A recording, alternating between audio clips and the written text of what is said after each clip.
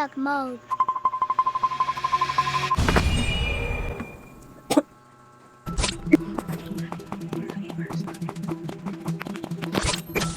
Patayin mo na ako, please. Wala bang papatay?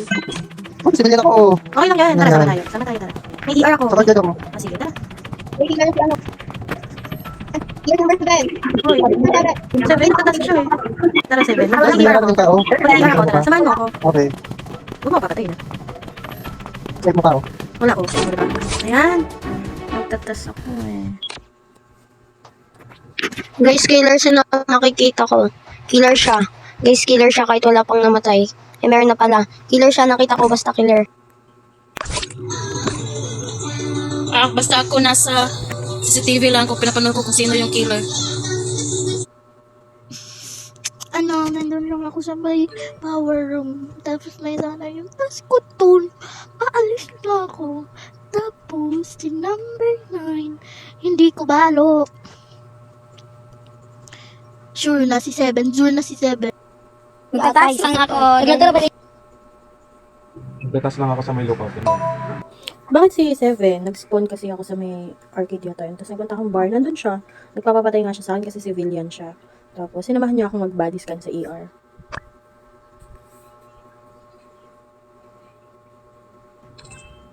So, pag first round, pag ganyan, nag-meeting nga yung laging sinasabi nila na si ganyan yung killer, pero di ko naman inaano. So, nasa arcade ako noon, panahon na naabutan ako ng report. And i-skip ako kasi hindi ko alam. Alam mong mag-ano ko dito, judge ako dito. Joker yan si Nine ang bibintang para sabihin na siya yung i-vote kasi nagbibintang siya. Tsaka Nine, kung kilala ko, kanina papatay si 4 kasi lagi kami magkasama kasi sasamahan niya daw ako.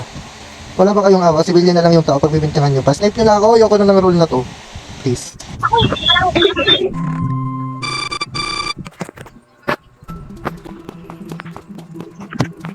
Ate, sheriff ako. Gusto nyo ba nalipot number 9? Wag baka. Kasi na. Sheriff ako. Wag baka. Okay lang yan. Hayaan mo lang siya.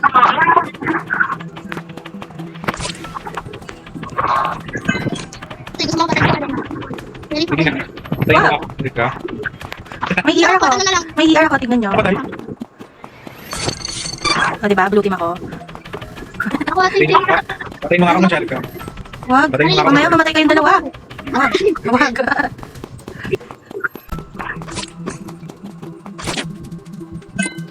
Tapos na ako. ER. Yun lang. Ano lang. ER. Asan na siya? Sana tama kita. Takot na lang sila. Ano daw? Guys, basta maniwala muna kayo sa akin ha. Si number 2 yung killer. Basta maniwala lang kayo muna sa akin. Si number 2 yung killer. Sige, number 2 na tayo. Parang alam ko na yung rule nito. Number 2 na tayo ha. Ako lang ba? Kasi ko si Tu, dadaan dapat na sa hall. Yung nagkita kami dun sa kantin, ate ko, sumunod sa akin. Yun kasi nga, 50-50 buhay ko. Pag, umano pa ako sa mga killer or what the fuck.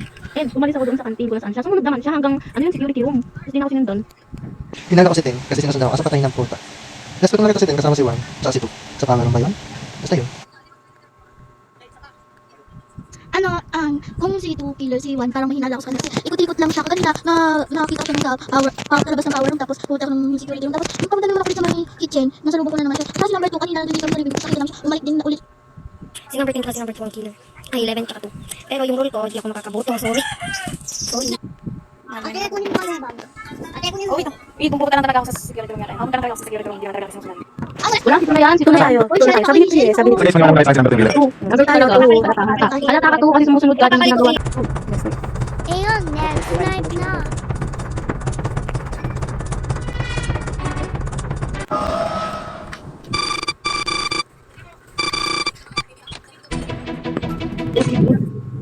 Si 2. Ah, si 9 nga. Si 9 oh.